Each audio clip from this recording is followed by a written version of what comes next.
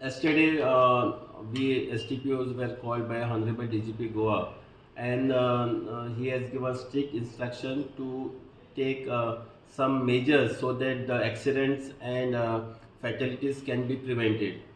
So, in my subdivision, I had a meeting yesterday with my PIs, wherein I had given instruction that there will be a civil policeman roaming with the mobiles, and they will click the photographs of the violators of the MV Act.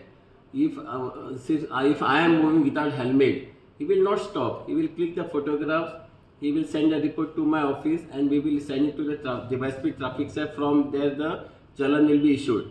So it is like Sentinel. We had the Sentinel scheme. Similarly, we have started in our division where policemen in the civil will click the photograph of the violators of the MV Act, and with the effect will be coming to know after 10 days when notices will go at their residences.